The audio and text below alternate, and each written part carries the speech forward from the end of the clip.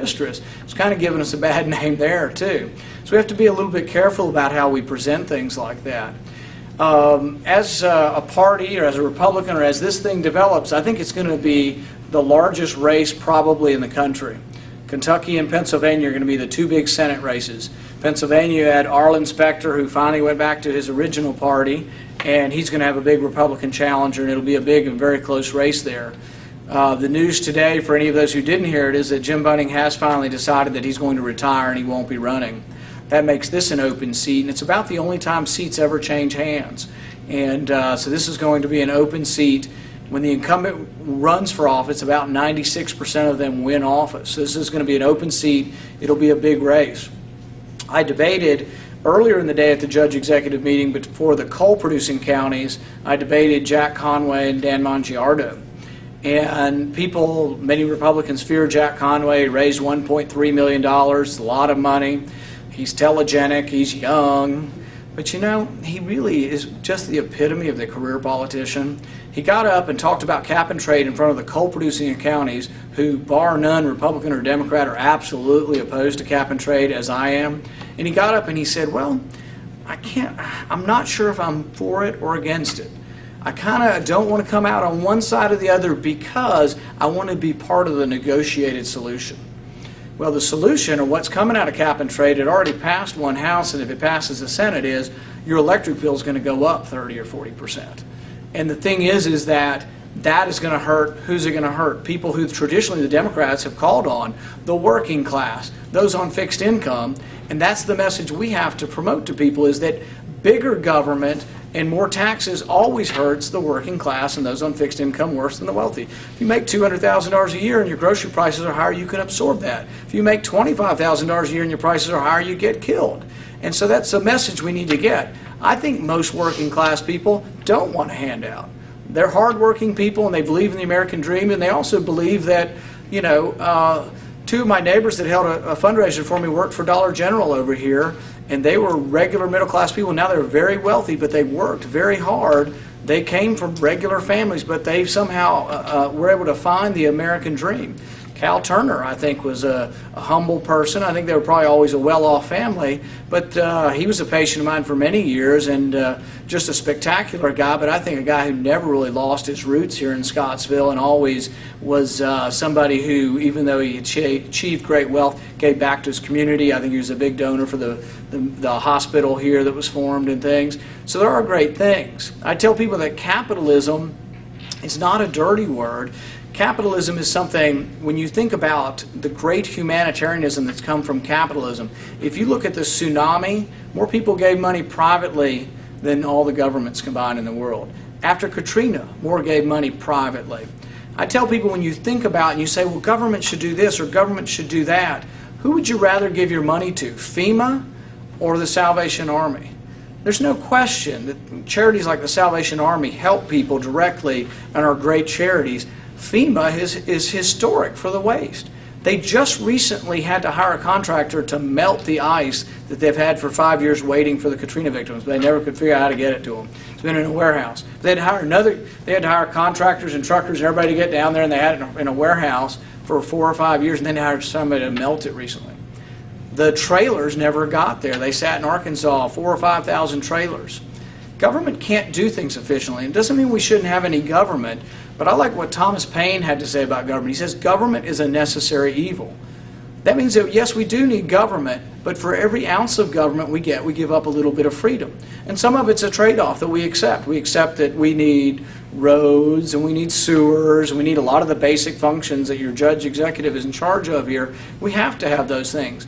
But when it gets to extra stuff, let's say we have all the basic items we have, every extra item that someone comes and says we should do this for these people, we should always ask the question, can it be done privately or publicly? What distributes goods better? Even the government for basic functions has trouble because they don't have the same guidelines.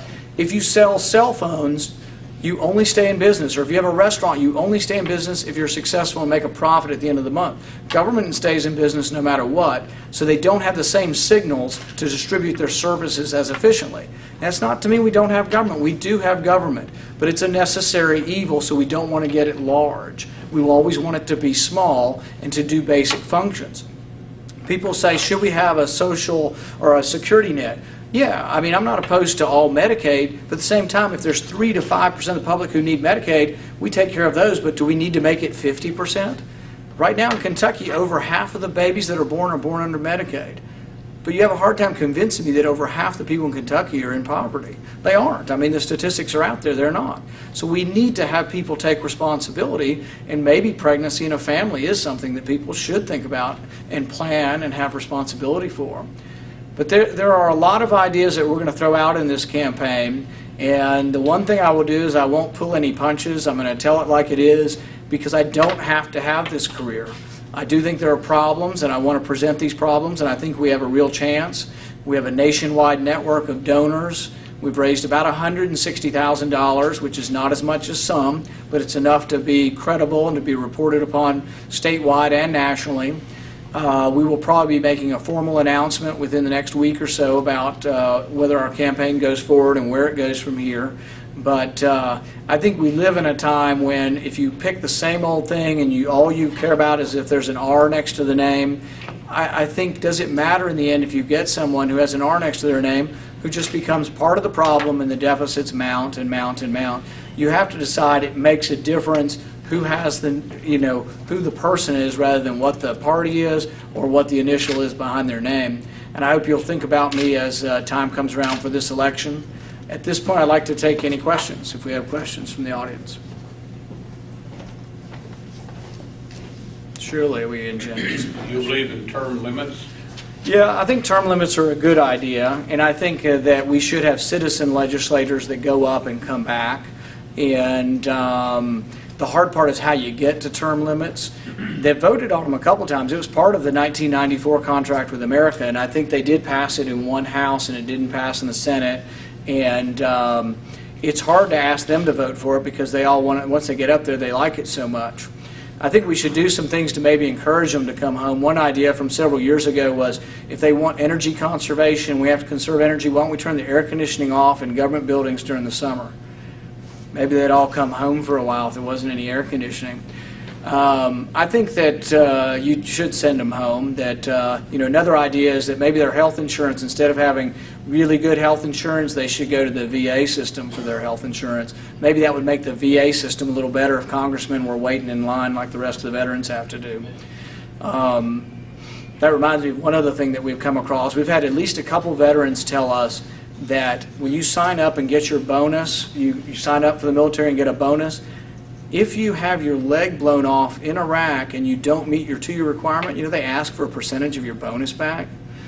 I find that very insulting that they would ask for a percentage of your bonus back when you've given up, part of your body for your country. So those are some things that, how does that continue to be on the books? Why is that not changed? So I am in favor of term limits. Anybody else? What do you think about the GATT treaty? Remind me, the GATT treaty stands for? It's a trade treaty for agriculture. Yeah. It's kind of like the CAFTA and the NAFTA. It's an international treaty organization. With most of the treaty organizations, I do believe in open trade as much as possible. The problem I have with some of the treaty organizations is we give up sovereignty to an individual body. For example, the WTO, the World Trade Organization, is like the GATT, is that they've been telling us recently that our taxes are too high on steel, or too low on steel, and that we need to raise our taxes. I'm kind of insulted by an international body that would tell us those things, but also I'm afraid that we might even give power someday to international bodies or the UN. The UN always is promoting gun control. And do we really want to be part of organizations that then tell the American people what to do, not through their representatives? So I think there's a danger to a lot of those. If there were a blank vote on reducing trade barriers, I probably would vote for it. If it involves setting up a huge international treaty organization, a lot of times I'll probably be opposed to it. Do you take the same stand on the UN your father does? Yes, I think that ideally we shouldn't be part of the UN or have to pay for it. I think we should never fight a war under the UN banner. When we go to war, we should declare war like the Constitution says, and we should fight for American commanders and under an American flag. Now, if